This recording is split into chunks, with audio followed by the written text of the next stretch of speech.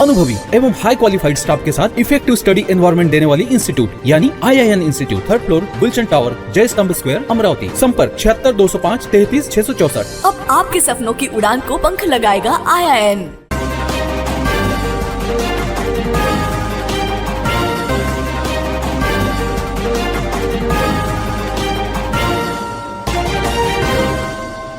नमस्कार, सिटी न्यूजच्या बातमीपत्रात प्रेक्षकांचं मनपूर्वक स्वागत। आज दिनांक 27 एप्रिल 2024, वार शनिवार। बातमीपत्राची सुरुवात करूया सुविचार मालेने। जी माणसं आपली चौकशी करतात ती माणसं आपल्या जवळची असतात आणि जी माणसं आपल्या चौकशा करतात ती माणसं कधीच आपली नसतात। आजचा सुविचार आपण बघितले, आता घेऊया छोटासा ब्रेक। किचन गृहिणी से जुड़ा एक अटूट हिस्सा, जहां उसे मिले हर एक चीज अपनी सही जगह पर। इसलिए Amba stainless steel kitchen trolley आपको लगने वाली साइज अनुसार, आपके किचन के अनुसार, बिल्कुल आपकी इच्छा अनुसार उच्चतम क्वालिटी के किचन ट्रॉलीज मैन्युफैक्चरिंग से सीधे आप तक, यानी 100% वाजिब दाम। न देखभाल की जरूरत, न जंग लगने की परेशानी, आसानी से वॉश करने हेतु उत्कृष्ट कैरियर सिस्टम, साथ ही स्टेनलेस स्टील जीना रेलिंग, डेकोरेटिव ग्रिल एवं गेट भी हम बना कर देते हैं। Amba stainless steel kitchen trolley, Dastur Nagar Chowk के पास, MIDC road, Amravati, Maharashtra. Break नंतर बघूया सविस्तर बातम्या। अमरावती विभागातील 4ही लोकसभा मतदारसंघात निवडणूक विभागाकडून प्राप्त अंतिम आकडेवारीनुसार सरासरी 62.59% मतदान झालंय। अमरावती विभागातील बुलढाणा, अकोला, अमरावती व यवतमाळ, वाशिम या 4 लोकसभा मतदारसंघात 26 एप्रिल रोजी सकाळी 7 ते सायंकाळी 6 वाजेपर्यंत मतदान झालं। काही मतदान केंद्रांवर उशिरा रात्रीपर्यंत मतदान झालं, त्यामुळे अंतिम आकडेवारी मिळण्यास उशीर झाला।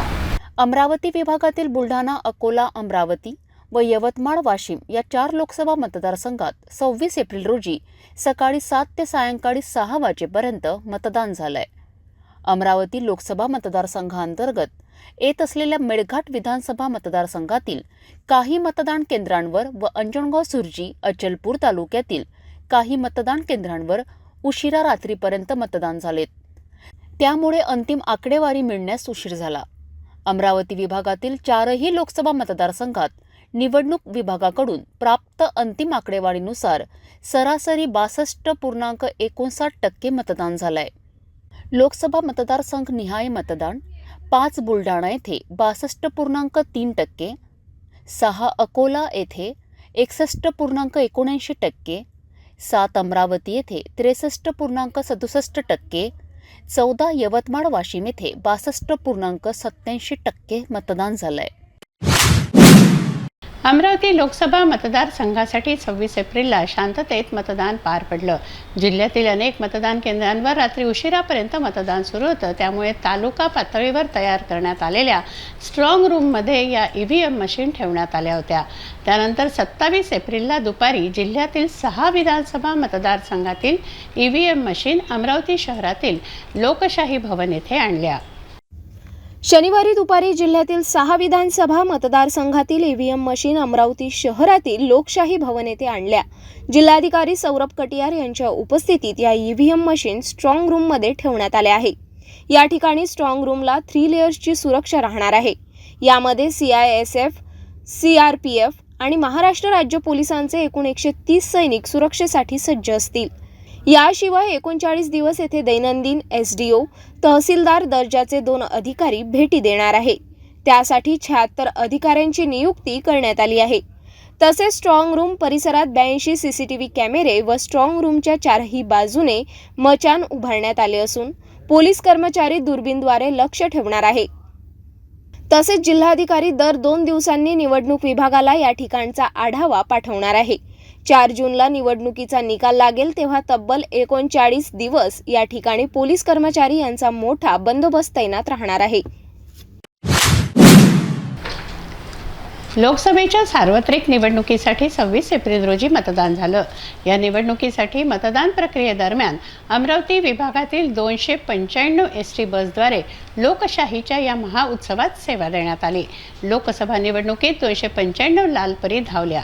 25 व 26 एप्रिल रोजी 2 दिवस या लाल परींनी सेवा दिली आहे।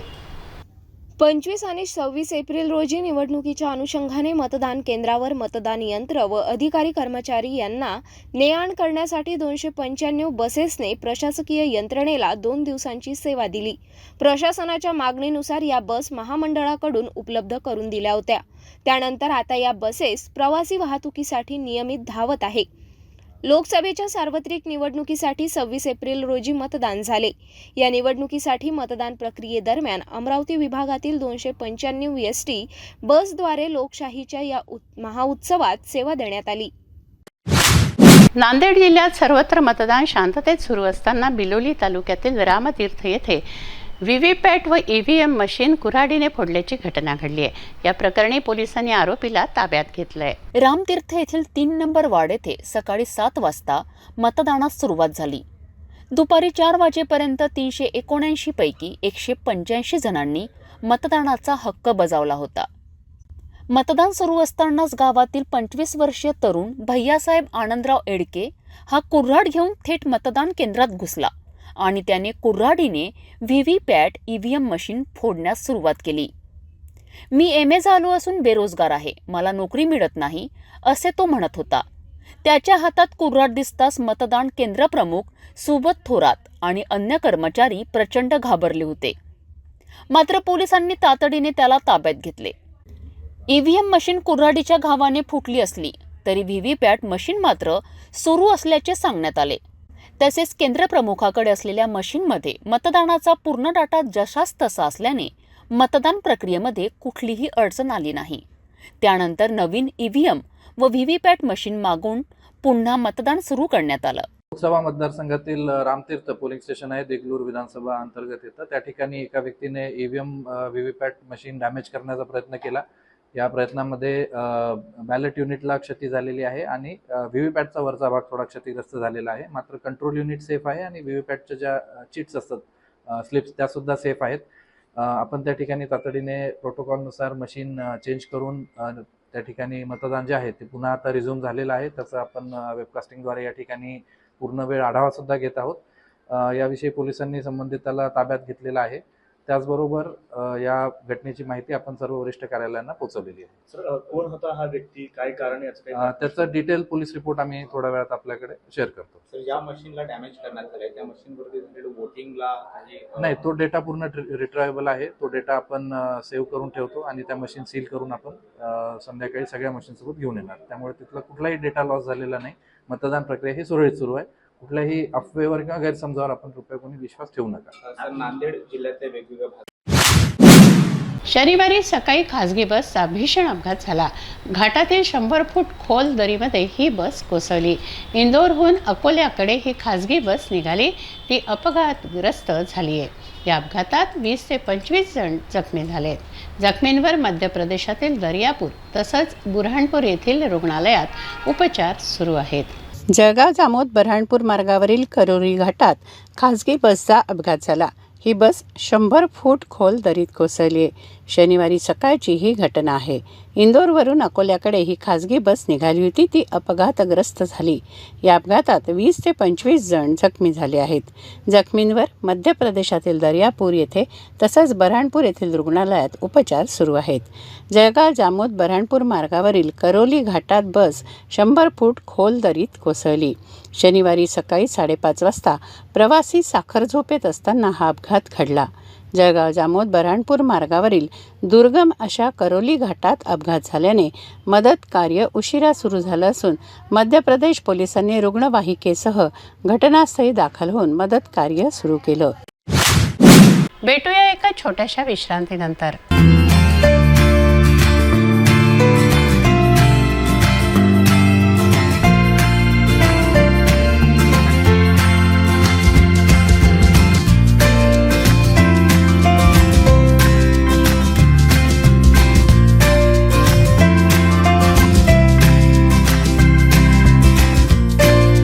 संपूर्ण लग्न बसता आराधना जवाहर रोड अमरावती.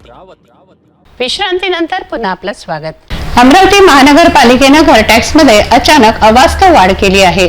त्याविरोधात जिल्हा वकील संघ, नागरी हक्क सुरक्षा परिषद, चेंबर ऑफ कॉमर्स यांनी अमरावती महानगरपालिकेत विरोधात मुंबई उच्च न्यायालयाच्या नागपूर खंडपीठात रिट याचिका दाखल केली होती. ती मुंबई उच्च न्यायालयाने ग्राह्य धरून स्वीकार केली आहे.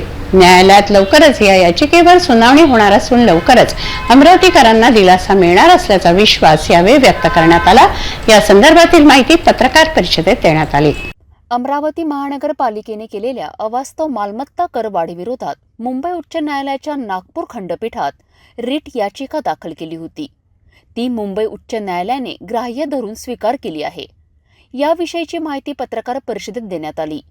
महानगरपालिकेने यापूर्वीही अनेकदा अशा प्रकारची घर टॅक्स वाढ केली होती. मात्र त्यावेळी न्यायालयाने घर टॅक्स वाढ रद्द करून नागरिकांना दिलासा दिला होता. सध्या महानगरपालिकेत प्रशासक राज सुरू आहे. घर टॅक्स वाढवण्याकरिता स्थायी समिती, नगरसेवक व मनपायुक्त या सर्वांची सहमती असणे आवश्यक आहे. त्यामुळे मनपायुक्तांची कोण्या कंपनीला सोबत घेऊन केलेली घर टॅक्स वाढ ही बेकायदेशीर असल्याचे यावेळी पत्रकार परिषद जिल्हा वकील संघाच्या पदाधिकारी यांनी सांगितलेत. न्यायालयात लवकरच या याचिकेवर सुनावणी होणार असून लवकरच अमरावतीकरांना दिलासा मिळणार असल्याचा विश्वास यावेळी व्यक्त करण्यात आला. सर्व हजर असलेले जे पत्रकार बंधू भगिनी आहेत त्यांचं अमरावती जिल्हा वकील संघातर्फे आमच्या स्वागत करतो. आजच्या पत्रकार परिषदेच्या संदर्भातला जो विषय होता तो विषय असा आहे की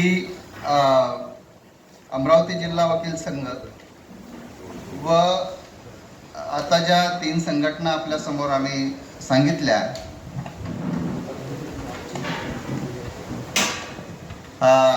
सिविक राईट प्रोटेक्शन काउन्सिल, दुसरं आहे चेंबर ऑफ अमरावती महानगर merchant and industries Amravati, confederation real estate developers, CREDAI, या संघटनांनी हे एक पब्लिक इंटरेस्ट लिटिगेशन दाखल केली होती, रीट.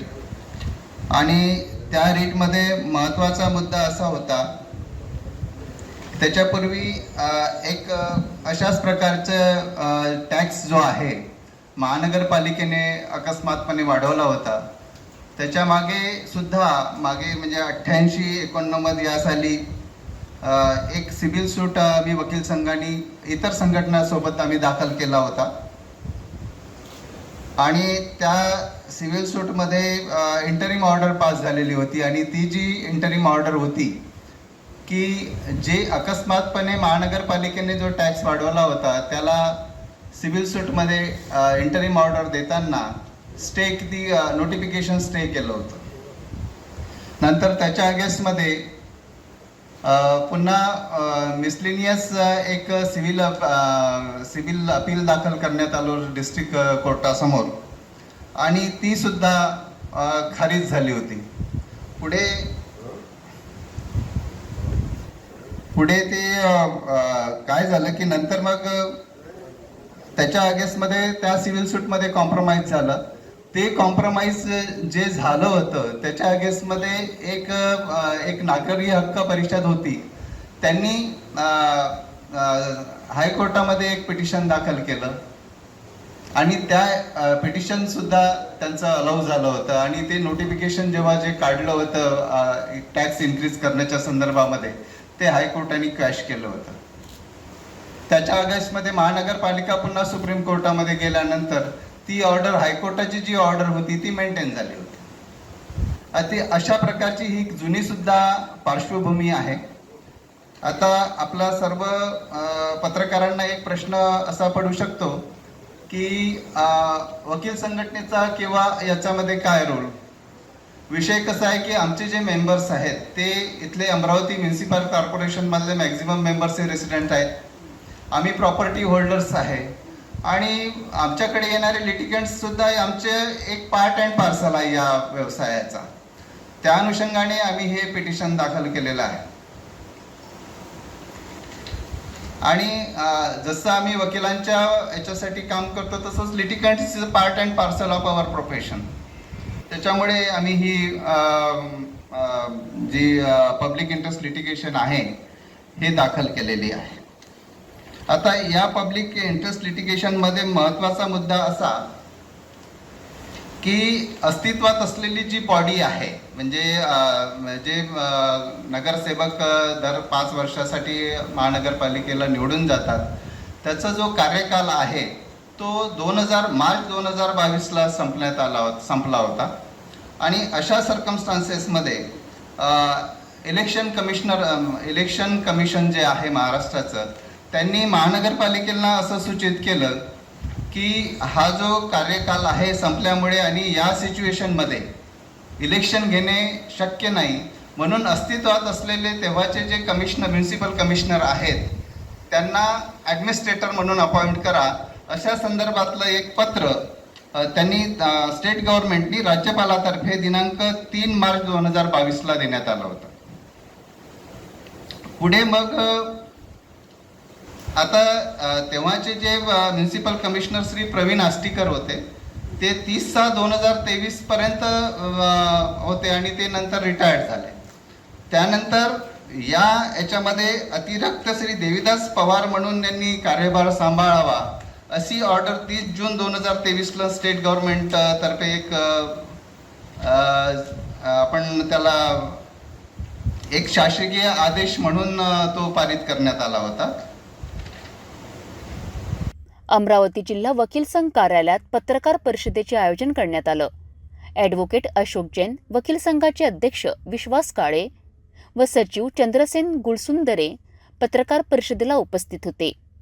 अमरावती जिल्हा वकील संघ नागरी हक्क संरक्षण परिषद, chamber of commerce and CREDAI असोसिएशनतर्फे ही याचिका दाखल केली होती. 26 एप्रिलला मतदान होतं. सर्वांमध्ये उत्साह तर होताच, पण शोकसागरात बुडालेलं असताना सुद्धा एका महिलेनं मतदान केलं आहे. तिच्या पतीचा अचानक मृत्यू झाला, डेड बॉडी घरी आणलेली होती. असं असतानाही त्या महिलेनं जाऊन पहिले मतदान केलं व नंतर अंत्यविधी झाले. ही घटना अचलपूरमध्ये घडली आहे. अमरावती लोकसभा मतदारसंघाच्या निवडणुकीच्या मतदान दिवशी पतीचा मृत्यू झाला. घरावर शोककळा पसरली असतानाही त्या महिलेने मतदानाचा हक्क बजावलाय. अचलपूर येथील निवासी सुनंदा वासुदेवराव सावळे ही महिला मतदानाला गेली आणि मतदान केलं. मेहरापूर निवासी वासुदेवराव सावळे यांची प्रकृती खराब झाल्यामुळे अचानक मृत्यू झाला. घरात हॉस्पिटलमधून डेड बॉडी आणली असताना स्वतः सुनंदा सावळे यांनी मतदानाचा हक्क बजावून लोकशाहीच्या या उत्सवाला अजून मजबूती दिली. विशेष म्हणजे आज लग्नाची तिथी असल्यानंतरही कित्येक नवरा नवरदेव यांनी सुद्धा मतदानाचा हक्क बजावलाय. धारणी तालुक्यातील 7 ते 8 गावातील नाल्यात व नाल्याच्या काठी निर्देश दाखवणारा फलक लावून अमरावतीचे अधिकारी व अमरावती येथील ठेकेदाराने भूजल सर्वेक्षण थातूरमातूर करून शासनाची व मेळघाटातील आदिवासी जनतेची दिशाभूल केली आहे. या संदर्भात काही धारणीचे सामाजिक कार्यकर्ते संबंधित अधिकाऱ्याकडे रीतसर तक्रार देणार असल्याची माहिती सूत्रांनी दिली आहे. धारणी तालुक्यातील महाराष्ट्र शासन भूजल सर्वेक्षण आणि विकास यंत्रणा अमरावती यांनी मेळघाटातील काही गावात फक्त कागदावरच काम केलं आहे. जलजीवन मिशन अभियान या अंतर्गत भूजल सर्वेक्षण करण्याचं काम होतं. धारणी तालुक्यातील 7 ते 8 गावातील नाल्यात व नाल्याच्या काठी निर्देश दाखवणारा फलक लावून अमरावतीचे अधिकारी व अमरावती येथील ठेकेदाराने भूजल सर्वेक्षण थातूरमातूर करून शासनाची व मेळघाटातील आदिवासी जनतेची दिशाभूल केली आहे. ज्या गावात रिचार्ज स्टेंट व रिचार्ज शॉपची कामं झाली आहेत त्याच गावातील नागरिकांना माहिती नाही. आता या कामात किती नियमितता आहे व किती अनियमितता आहे याकडे काही सुज्ञ नागरिकांनी लक्ष वेधून घेतलं आहे. एवढंच नव्हे तर धारणीचे काही सामाजिक कार्यकर्ते संबंधित अधिकाऱ्याकडे रीतसर तक्रारसुद्धा देणार असल्याची माहिती आहे. अकोट तालुक्यामधील ग्रामीण परिसरात मंगळवारी दुपारी वादळी वाऱ्यासह गारपीट झाली. विद्युत पुरवठा खंडित झाला. मुणगाव परिसरात जोराच्या वादळी वाऱ्यामुळे आंब्याची फळासह झाडंही उन्मळून पडली आहे. परिपक्व झालेले आंबे याचं पीक शेतकऱ्याच्या हातातोंडाशी आलेला घास अकालीने हिसकावून घेतलाय. ताजनापूर, चंडिकापूर, मुणगाव ग्रामीण भागात वाऱ्यासह पाऊस व गारपिटीने अतोनात नुकसान झालंय. कुक्कुटपालनमधील 800 कोंबड्या मृत झाल्या आहेत. आंब्याची झाडं, केळी, ज्वारी यांचं अतोनात नुकसान झालंय. अकोट तालुक्यामधील ग्रामीण परिसरात मंगळवारी दुपारला वादळी वाऱ्यासह गारपीट झाली. विद्युत पुरवठा खंडित झाला. मुणगाव परिसरात जोराच्या वादळी वाऱ्यामुळे आंब्याच्या फळासह झाडे उन्मळून पडल्याने परिपक्व झालेले आंबे पडलेत. शेतकऱ्यांच्या हातातोंडाशी आलेला घास अकालीने हिसकावून घेतला आहे. मोठमोठी झाडे जमीनदोस्त झाली. चंडिकापूर येथील विक्रम रमेश इंगडे यांच्या 4 एकर शेतातील काढणीला आलेले ज्वारीचे पीक मोठ्या प्रमाणात लिंबू सुपारी आकाराची गारं पडल्याने जमीनदोस्त झालं आहे. भाजीपाल्यासह ज्वारी, मका, भुईमूग, गहू, कांदा व केळीच्या उभ्या असलेल्या झाडांची हिरवेगार पानं पूर्णतः फाटले आहे व झाडे पण खाली पडलेली आहेत. लिंबूच्या झाडावरील परिपक्व कच्चा असलेला माल पूर्णतः जमीनदोस्त झाला आहे. वादळी वाऱ्याने पिकाचं मोठ्या प्रमाणात नुकसान झाल्याने तातडीने पणज व वडाळी देशमुख येथील शेतकऱ्यांनी मदतीची मागणी केली आहे. ताजनापूर येथील किशोर गावंडे यांच्या कुक्कुटपालन पोल्ट्री फार्माला तडाखा बसला आहे. जाळीमध्ये कोंबड्यांना अवकाळी गारपिटीने मोठ्या प्रमाणात मार बसला असून त्या हजारोंच्या संख्येने जखमी झाल्या आहेत. मृतांची संख्या वाढत आहे. प्रशासनाने संकटात सापडलेल्या शेतकऱ्यांना मदत जाहीर करण्याची मागणी शेतकऱ्यांनी केली आहे. नमस्कार, मी अकोट तालुक्यातील ताजनापूर येथील पोल्ट्री व्यावसायिक किशोर गावंडे. काल दिनांक 23/4/2024ला जे सुसाट गारपीट आणि वारा आला, त्याच्यामुळे मी गेल्या 5 वर्षापासून सुरू केलेला पोल्ट्रीचा व्यवसाय हा अचानक आलेल्या ह्या वादळामुळे नुकसानग्रस्त झालेला आहे. ह्या वादळामुळे माझं 750 ते 1000 पिल्लांचं नुकसान झालेलं आहे, 1000 कोंबड्यांचं नुकसान झालेलं आहे. आणि याच्यामध्ये एकंदरीत माझं 1 ते 2 लाख रुपयापर्यंत नुकसान झालेलं आहे. त्याकरिता माझी शासनाला, संबंधित विभागाला म्हणजेच आपला व्यंकटेश्वर हॅचरी प्रायव्हेट लिमिटेड आणि पशुसंवर्धन विभागाला अशी विनंती आहे की माझा हा व्यवसाय हे करण्यासाठी, समृद्ध करण्यासाठी मला काहीतरी मदत करण्यात यावी अशी मी प्रशासनाला विनंती करतो. आणि मला कोण्या प्रकारे मदत करता येईल याच्यासाठी मी त्यांना कळकळीचं विनंती करीत आहोत. परिसरात अकाली पावसाने शेतकऱ्यांना चांगलाच तडाखा दिल्यामुळे खरीप पाठोपाठ आता रब्बी आणि उन्हाळी पिके भुईसपाट झाल्याचे चित्र आहे. त्यामुळे शेतकऱ्यांना मोठा आर्थिक फटका सहन करावा लागत आहे. अवकाळी पावसामुळे झालेल्या नुकसानीचे तात्काळ पंचनामे करण्यात यावे अशी मागणी शेतकरी वर्गातून होत आहे. बुलढाणा येथे दुसऱ्या टप्प्यात मतदान घेण्यात आलं. मतदान शांततेत पार पडलं. बुलढाणा येथे नागरिकांनी उत्स्फूर्त मतदान केलं. उमेदवारांनी देखील मतदान केलं. अपक्ष उमेदवार संदीप शेळके, शिवसेना भाजपा महायुतीचे उमेदवार प्रतापराव जाधव, अपक्ष उमेदवार रविकांत तुपकर, काँग्रेस नेत्या जयश्री शेळके यांनी मतदान केलं. मतदानानंतर त्यांनी प्रतिक्रिया दिल्या आहेत. सर्वप्रथम आजचा दिवस हा लोकशाहीचा उत्सव आहे. बुलढाणा लोकसभा मतदारसंघासाठी आज मतदान होत आहे. या लोकशाहीच्या उत्सवामध्ये सर्व मतदारांनी प्राधान्याने सहभागी व्हावं हे आवाहन आपल्या चॅनलच्या माध्यमातून या ठिकाणी करते. देशामधली जर परिस्थिती पाहिली तर देशात वाढलेली महागाई, वाढलेली बेरोजगारी आणि वाढलेली हुकुमशाही हे सगळं लक्षात घेऊन लोकशाहीच्या रक्षणासाठी, लोकशाहीच्या संवर्धनासाठी आणि संविधान वाचवण्यासाठी सगळ्यांनी मतदान करावं हे आवाहन मी या ठिकाणी करेन. नाही, आज हा खऱ्या अर्थानं लोकशाहीचा उत्सव आहे, आनंदाचा दिवस आहे. लोकशाहीमध्ये राजा बदलण्याची ताकद ही जनतेमध्ये असते. आज बुलढाणा लोकसभा मतदारसंघातनं मी आयुष्यातली पहिली निवडणूक लढतो आहे आणि या निवडणुकीमध्ये जनतेचा मला भरभक्कम पाठिंबा मिळतो आहे. मी अतिशय छोट्या गावातून येतो. माझं गाव 400 मताचं गाव आहे. अतिशय छोटं गाव आहे, डोंगराच्या काठाशी वसलेलं गाव आहे. एवढ्या छोट्याशा गावातला मी एका सामान्य शेतकऱ्याचा पोरगा आज बुलढाणा लोकसभेच्या मैदानामध्ये उतरलेलो आहे आणि जनतेचा भरभक्कम पाठिंबा मला त्या ठिकाणी मिळतो आहे. मी आज मतदानाचा हक्क बजावला. जे चिन्ह मला मिळालं त्या चिन्हासमोर बटन दाबताना मला प्रचंड आनंद झाला. माझा ऊर भरून आला की ज्या चिन्हाचा प्रचार आम्ही गावागावात केला ते चिन्ह त्या ठिकाणी दाबून आज मी स्वतःला मतदान केलं आणि खूप चांगलं वातावरण आहे. 100% लोक गेली 15 वर्षात मी केलेली कामं, लोकांशी असलेला माझा संपर्क, विकासाच्या कामाच्या भरोशावरच आम्ही या निवडणुकीमध्ये मतं मागितलेले आहेत आणि ज्या ज्या ठिकाणी आमच्या सभा झाल्यात, भेटी झाल्यात, तर लोकांमध्ये सुद्धा चांगला उत्साह दिसलेला आहे. अँटी इन्कम्बन्सी मात्र कुठेही त्या ठिकाणी दिसलेली नाही. गद्दार विरुद्ध निष्ठावंत अशी निवडणूक आहे असा प्रचार केला जातो. आपली काय प्रतिक्रिया आहे? या भागामधलं काय वातावरण आहे? नाही, तुम्ही म्हणता ते बरोबर आहे की आम्ही निष्ठावंतच आहो बाळासाहेबांचे. बाळासाहेबांची शिवसेना हे 4 शब्द आमच्यासोबत आहेत. बाळासाहेबांनी घेतलेली धनुष्यबाण निशाणी आमच्यासोबत आहे. गद्दार मात्र काहीतरी टेंबे घेऊन त्या ठिकाणी मिरवताना दिसत आहेत आणि म्हणून ही शिवसेना विरुद्ध उभाटा महाविकास आघाडी अशी लढाई जरी असली तरी आमची बाजू लोकांना पटलेली आहे आणि लोकांनी भरभरून आम्हाला आशीर्वाद देतील याची, मतरूपी आशीर्वाद देतील याची आम्हाला खात्री आहे. जगातली सगळ्यात मोठी लोकशाही आणि त्या लोकशाहीमधला हा मोठा उत्सव आहे आणि त्यामुळे या निवडणुकीमध्ये मतदान तर दरवेळेसच करतो, परंतु उमेदवार म्हणून उभा असल्यामुळं मतदान करण्याचा अजून एक वेगळा आनंद आहे. आपण आता सिटी न्यूज चॅनल आपल्या टी व्हीवर सुद्धा बघू शकता. यामध्ये GTPL channel number 73, Fastway channel number 256, city cable channel number 92वर. जर आपल्या टी व्हीवर सिटी न्यूज चॅनल दिसत नसेल तर आपण आपल्या केबल ऑपरेटरशी संपर्क करावा. आपण सिटी न्यूज केबलच्या व्यतिरिक्त यूट्यूब, फेसबुक, इंस्टाग्राम आणि ट्विटरवर सुद्धा बघू शकता. याकरता सोशल मीडिया अकाउंट सबस्क्राईब करा, फॉलो करा, लाईक करा.